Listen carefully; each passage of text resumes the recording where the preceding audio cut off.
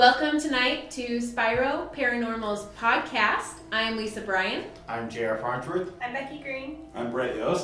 And we want to talk today a little bit about what we do, what our methods are, and help you get to know a little bit about who we are in general. We're kind of crazy. Just a little bit. No, not really. As you can tell, we like to talk over each other too, so be prepared for a lot of that tonight. Today. Whatever time of day you're actually watching this podcast, because it could be any time, really. But that's not important right now. Anyone else that wants to jump in right now, so I'm not just filling in dead air, it would be great. Well, you said something about any time, so let's talk about when we can actually talk to ghosts, do our investigation. Does it have to happen at night? No, I don't think it does, honestly. I think that's a misconception. I would definitely agree. I think if we all looked over at Lisa right now, I bet she could probably tell us a little story about some of the daytime investigations that she's experienced things. So I have actually experienced some pretty cool daytime happenings. One of the reasons I think that people think that you have to do it at night is really just because it's quiet. Yeah. Your other senses kind of come alive. There's no cars driving by. The people are usually quieter, and so the world kind of gets quieter. So I think that's why there's that misconception that ghosts only come out at nighttime, because you seem to see things or hear things more when there's not extra noise going on. Yeah, so. well, I think, like you said, I think like when it's darker out there, like I'm more aware of what's around me, and my senses are heightened because, like I said, during the day, I don't have to be so aware of what's going on because I can see everything a lot easier. But when it's darker, I feel like my sight is better. You know, I'm looking for more, my listening for more, and just all around, I feel like it's just. I'm more aware, I guess. That's what I'm trying to say. Adds an element of fun to it too. Oh yeah. Let's be honest.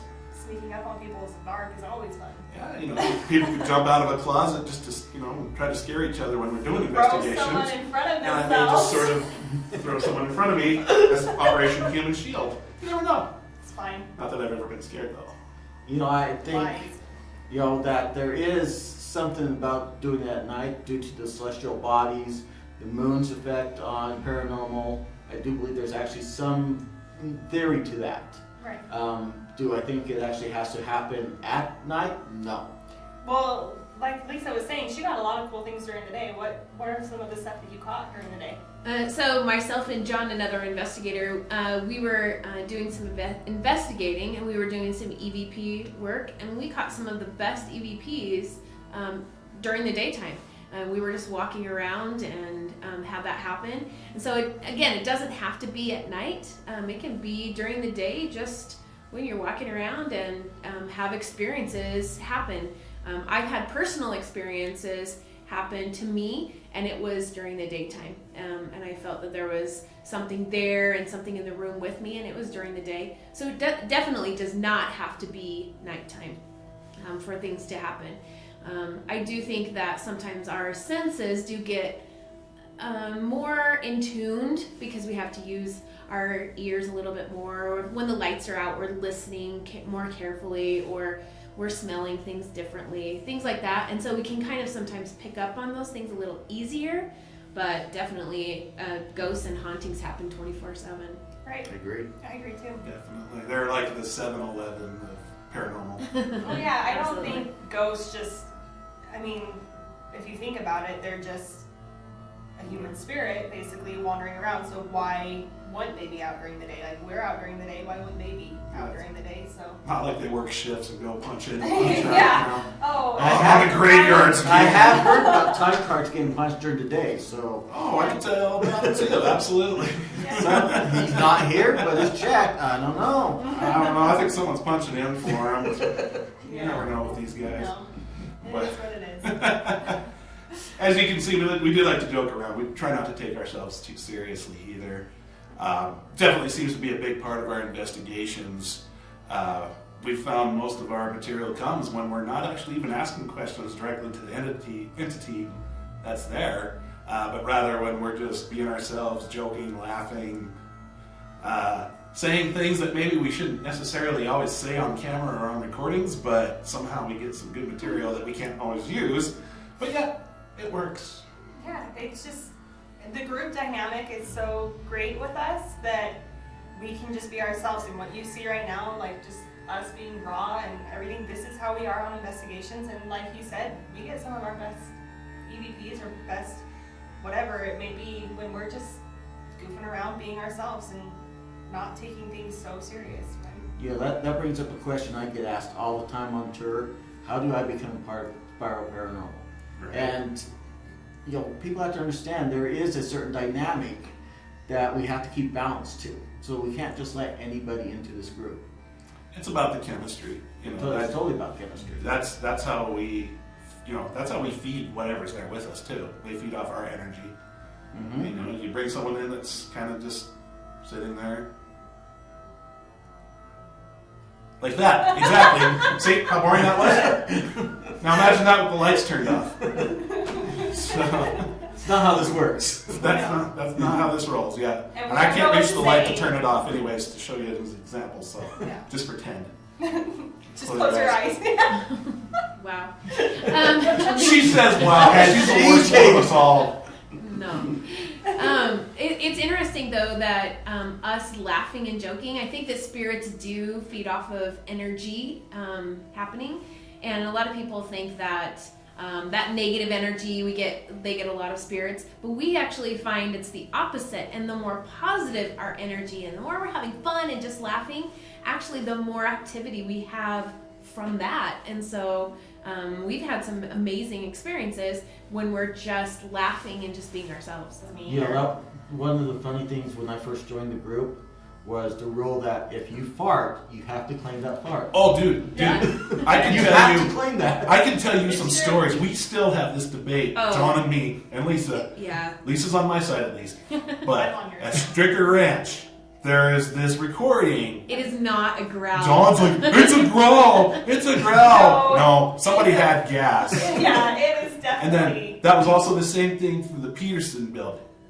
We were coming up from the basement, and there was like a growl on there, and I'm sure it was somebody farting, and no one wants to own it. I never heard that one. No, that was we played it. Yeah. We played it in the presentation on the tour.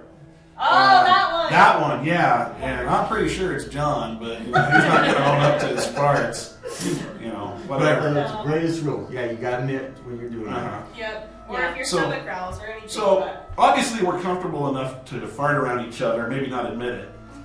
So on that subject, let's make this smooth transition from farts to how we investigate in gender-specific groups. Because the guys fart a Yeah, the lot guys more are than we do. Don't let the girls fool you guys. They're just as nasty. Boys rule, girls drool. at least we don't. In do this it case, they all fart. But anyways, back to that. So I think, who wants to talk about the male-female group? So girls, why don't you talk about the female dynamic of our investigations, and then we'll figure that out after that. Okay. So sometimes, well, a lot of the time when we investigate, we hear stories of the spirit interacting with more males or more females. So what we like to do is we like to test that theory and break up into groups of just females and just males and send them off to see what experiences they have, if there's anything different. And we don't tell the other group what we catch or what happens to us when we swap. But we've actually had a lot of success with it, and kind of helps solidify some of the stories that we hear. Yeah, and I think it definitely adds like we've been saying, adds to the dynamic of both the group and our investigations, because we just never know what we're going to get with each group that we send somewhere to do something. And yet, as we talked about earlier, we can all feed off each other, and again, continue, no matter who's, in the group, there's always that chemistry with all of us that we can continue the energy no matter who it is, or what, boys or girls, whoever it is down there, that we can continue to collect awesome evidence. Yeah, And everybody's very comfortable investigating with everyone else. So it doesn't really matter how we divide up. We're successful because I think we have such great energy together as a team that we're successful no matter how we divide up. Yeah. One of the things that's important, I think, too, to point out exactly what you're saying is that, when you're investigating, even though we're having fun, there are moments or things that do happen that are pretty intense and can cause some anxiety or things to happen to certain people. And we rely on each other. You want to know that that person that is investigating with you is going to have your back. Absolutely. And that is one of the great things about this group. No matter who you're with in the group, when we're together, you know that the person with you has your back and can help you get in, out, or wherever you need to be if one of those intense moments happens and you need to get outside of the building.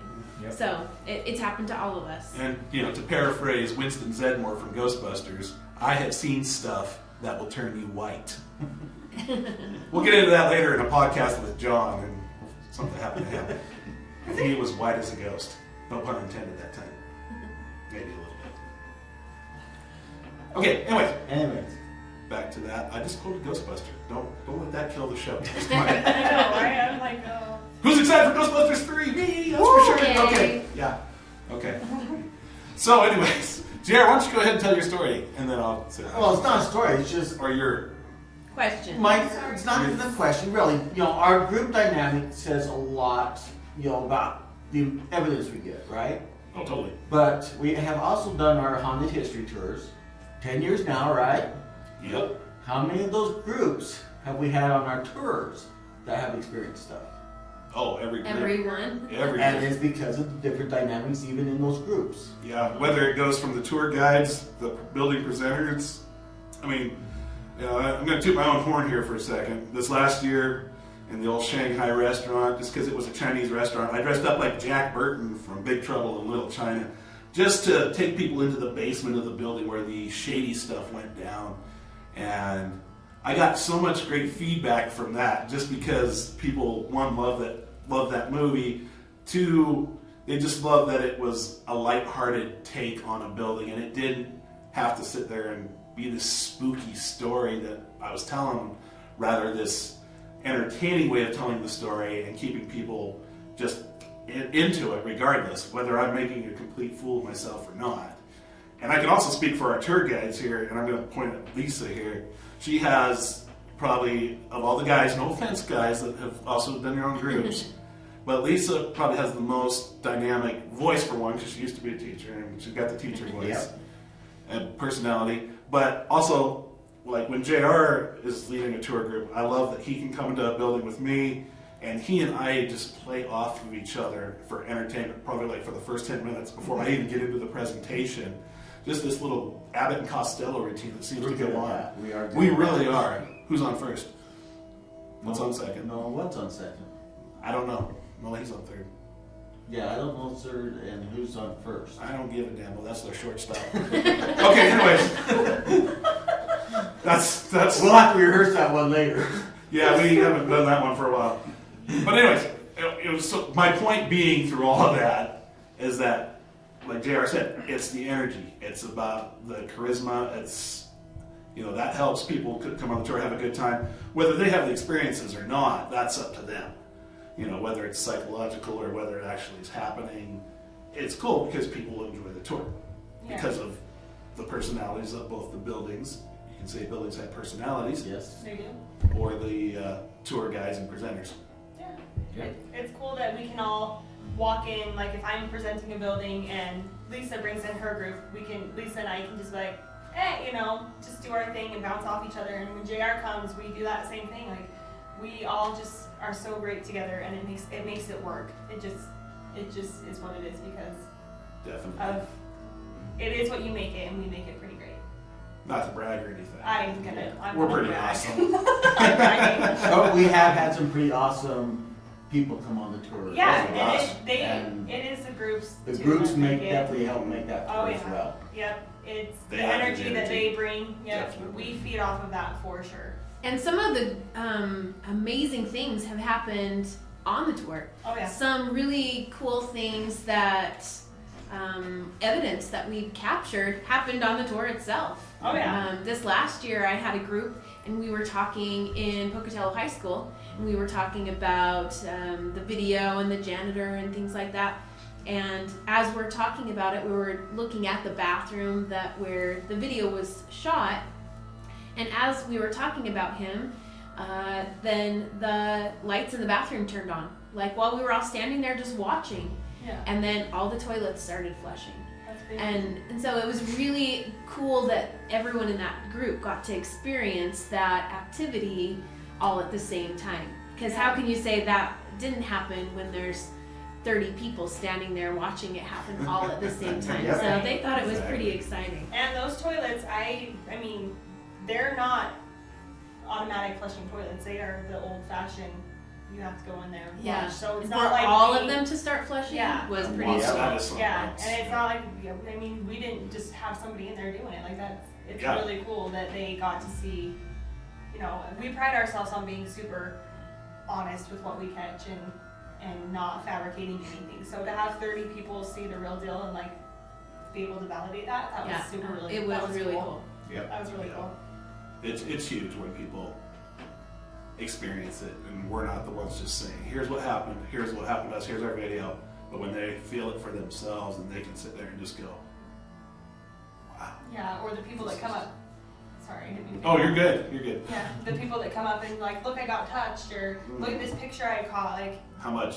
Yeah. how much they really do catch, and there's really no explanation for The it. pictures, the recordings, Yeah, the Potel- way people get. Well, It's my awesome. co-workers at Potel High School, she was taking a picture with her camera, and just as she would take that picture, the camera went dead, would not turn back on, and it wasn't until the next morning that camera turned on, and there were no pictures on that camera. That's insane. That's Yeah. crazy. Well, the picture that somebody caught at the wrestling building last year or 2 years ago.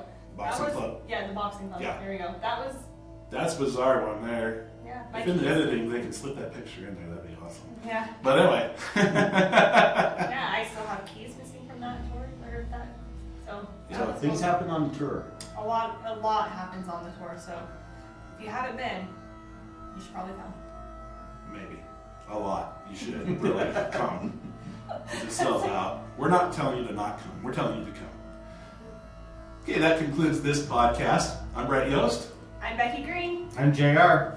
And I'm Lisa Bryan. And come and check out our website at spiro-paranormal.com. Thanks so much. Thank you. Thanks. See you next time.